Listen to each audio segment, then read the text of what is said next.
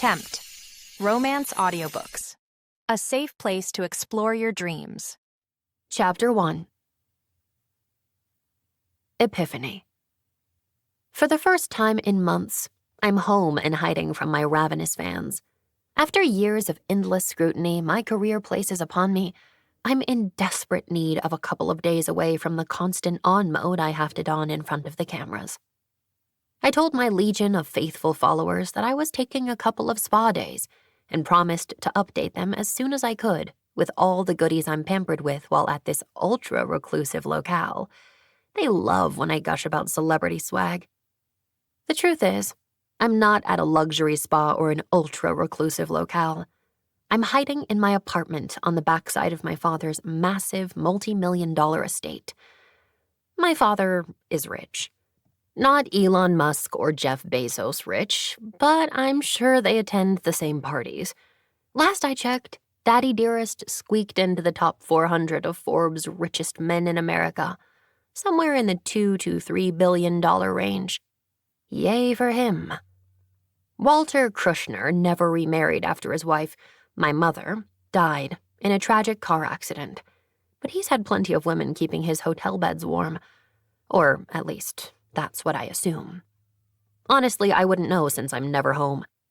Even though I think he's a self-centered prick, I also believe he loved my mother and was truly heartbroken when she died that dreary fall evening 10 years ago. I was 12 when she left us.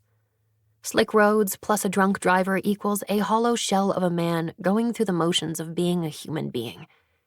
He was successful before she died, but her absence left a hole that he filled with corporate takeovers and billion-dollar mergers versus the care and welfare of his daughters.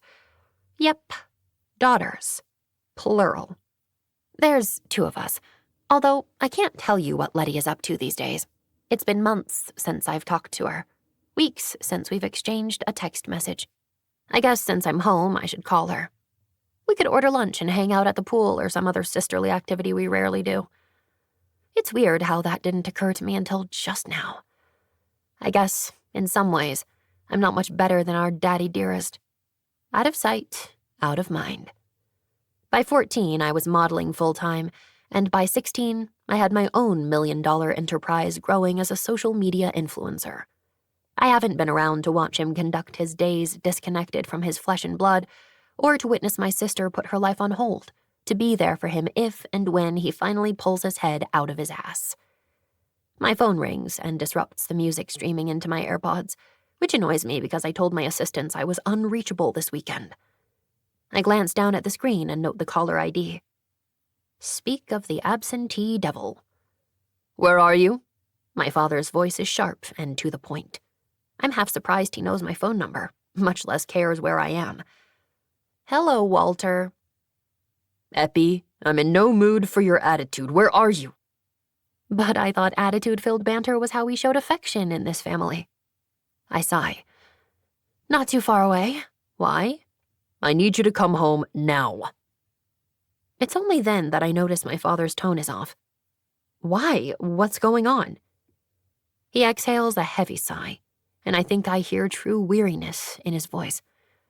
I think someone has kidnapped your sister. I sit up with a start, knocking my iPhone off my lounge chair to the pool deck below. What do you mean, you think? I received a call and a demand for ransom. I haven't seen her in a while, so I have no idea if this is real or not.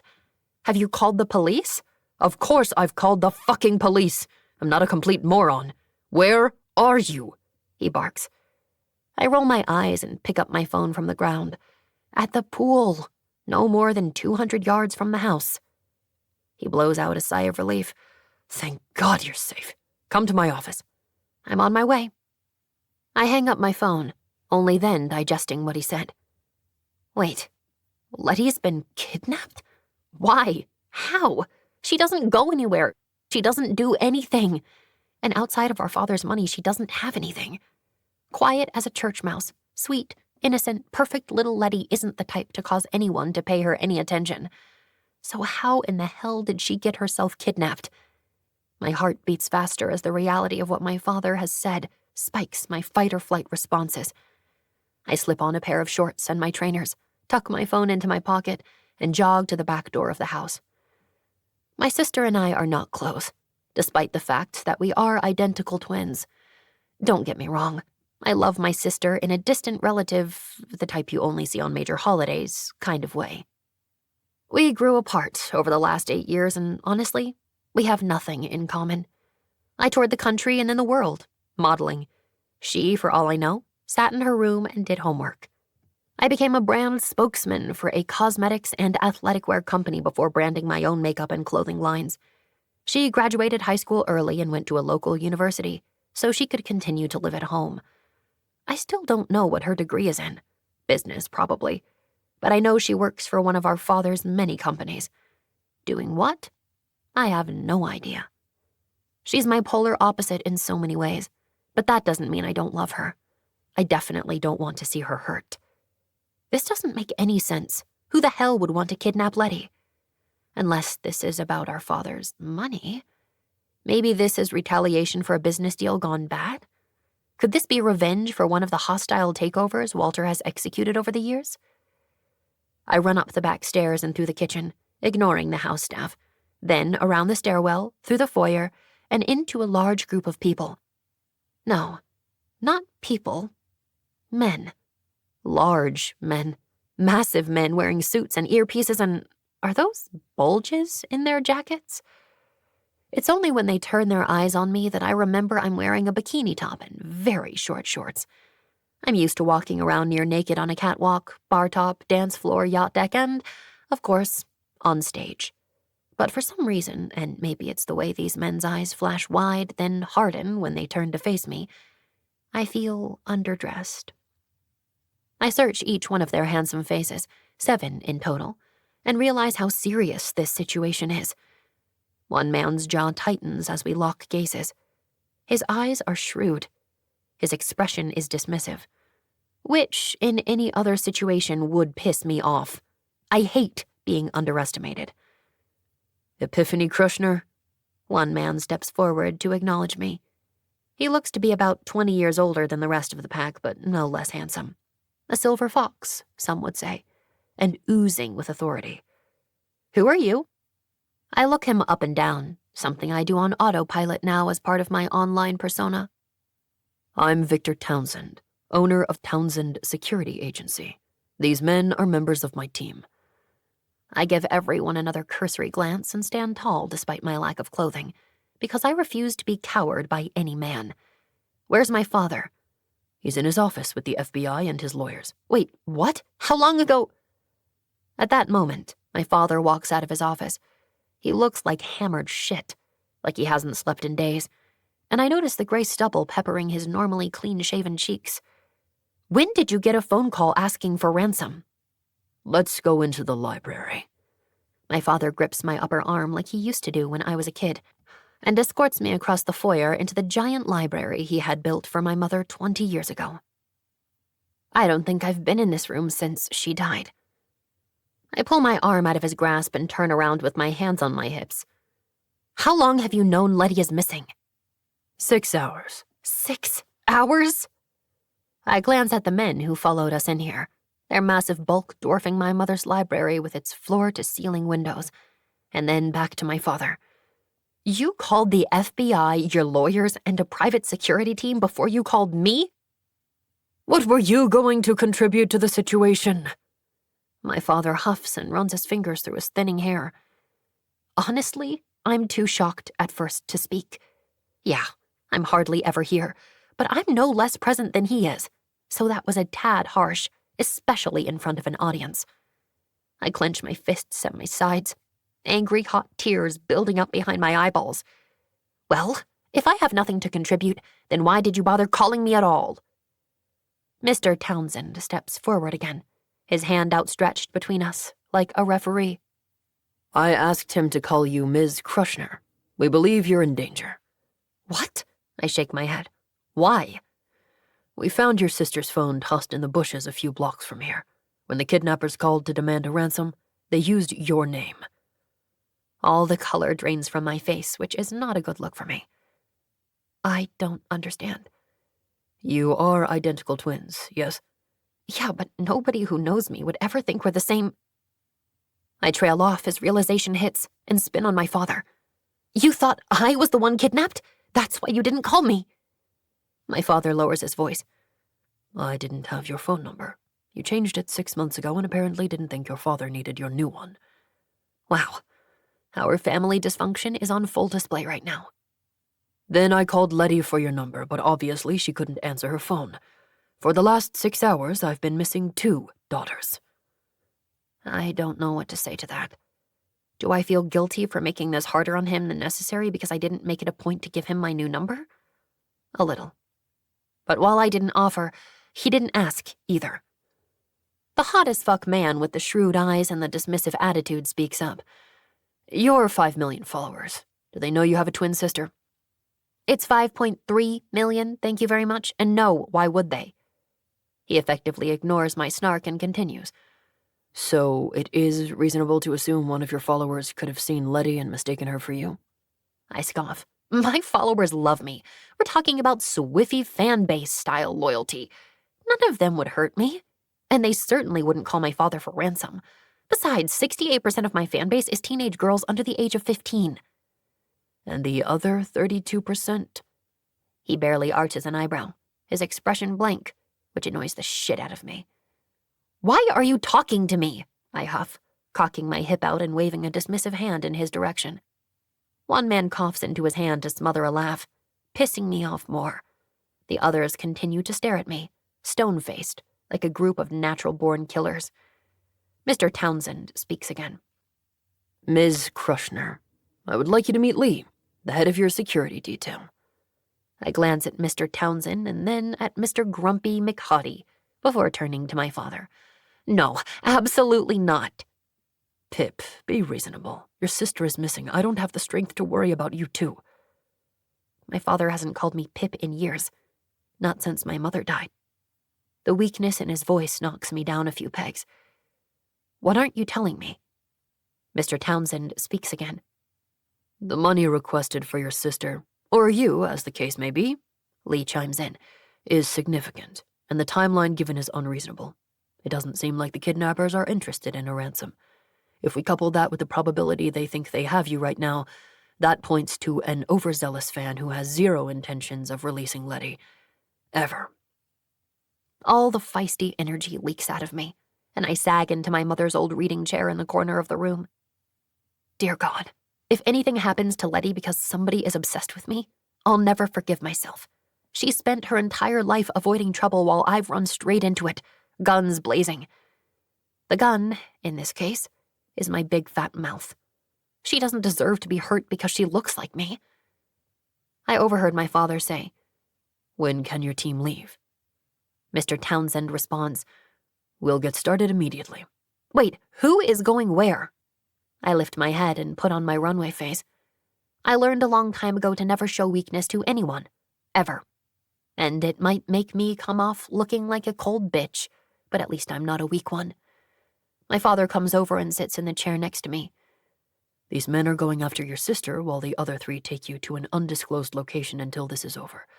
What if this is only about money? Are you sure this isn't someone pissed off at you for some corporate takeover thing in the past? The FBI is looking into that too, Mr. Townsend states. My father takes my hand. I know I haven't been there for you, but I promise I'm going to do everything in my power to bring Letty home and keep you safe. The Townsend Security Agency is the best money can buy, and if they are recommending we do this, then this is what we should do. What's wrong with staying here? My eyes travel over the men assembled. We have a decent security system installed in this house. My father raises his eyebrows. How many parties have you had here? How many people have the code to the gate? We can change that. Lee steps forward and shakes his head. The most secure location will be out of town, somewhere you've never been. According to your most recent posts, your followers believe you are taking a weekend sabbatical at a luxury spa, correct? Holy hell, he's researched me? Yes. Then we need to not be anywhere you've been before. Scoffing, I jump out of my chair and throw my hands out at my sides. For how long? For as long as it takes to get your sister back and eliminate the threat, he growls back at me. I spin around to face my father. Daddy, I have a shoot this Wednesday. Yes, it's a tactic I rarely employ, but it always works. My father sighs. Gentlemen, surely there is a way to protect my daughter and impact her life as little as possible. I spin back around to face all of them. I'll admit I am not used to hearing no, and I definitely don't like hearing it now. I have a business to run, appointments to keep, and endorsements to do. My fans expect to see me daily, hourly even. Lee stares down at me, his face chiseled in stone. The only hint I have to any thought process going on in his head is the hard heat in his eyes. I swear, this man looks like he wants to beat me for being a petulant child, which only makes me want to act out more. The phone in my father's office rings, disrupting our staring contest. My father jumps up and walks to his office faster than I've ever seen him move. I jog after him, pushing past another group of men in suits to stand by his side.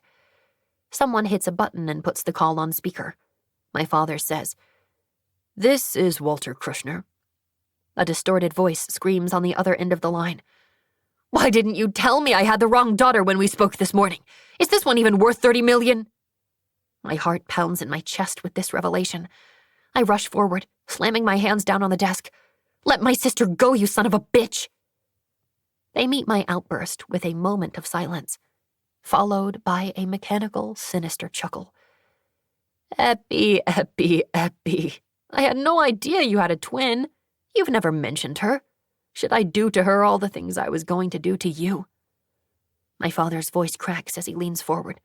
"Don't hurt her, please. We'll pay whatever you want." The voice screams, "I wasn't talking to you!" There's wrestling in the background, and I hear a distinctive slap of flesh against flesh as my sister screams. For the first time in I don't know how many years, I sink into my father's embrace, his arms wrapping tightly around me. "It's amazing," the distorted voice continues. "She looks just like you, and yet she's nothing like you. At first, I thought it was the difference between your public persona and the real you. It's the lack of a birthmark on her leg that clued me in. Do you know, she never once told me I was calling her by the wrong name. What kind of sister would risk torture to keep you safe when you've never publicly acknowledged her existence?" Lack of a birthmark? I glance up at my father, wondering if he remembers that my birthmark is high up on my inner thigh. My sister is not like me. She doesn't run around in bikinis. She certainly doesn't live on camera like I do. There's no way to see that birthmark is missing on her casually. They had to have stripped her, which, for someone like Letty, would be seriously traumatic. Emotions I haven't felt in years and memories of our childhood before my mother died bubble up to the surface. We used to be so close. We did everything together, and I was often my sister's protector. I choke back a sob. "What do you want?" "I wanted you and 30 million, but now I'm going to apply an inconvenience fee of 112 million. My father shakes his head. "It's Saturday afternoon. Even with my resources, it's going to take time to assemble 142 million. We need more time. I'm going to give you plenty of time.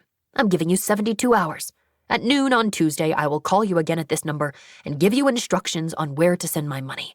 Oh, and let me be specific. I want $142,368,212.72. Did you write that down?" The voice on the line chuckles. "I guess you don't need to, as you're recording this conversation. Don't think I don't know the FBI is there trying to trace my call.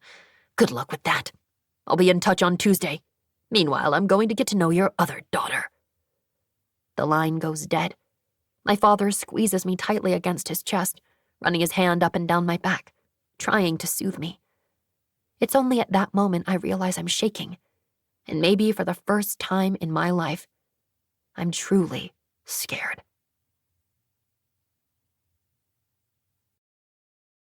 You can listen to the rest of the book in the Tempt Romance audiobooks app, available on the App Store and Google Play. The link to the book is in the description. Discover even more bestsellers and exclusive stories updated weekly, only in Tempt Romance audiobooks.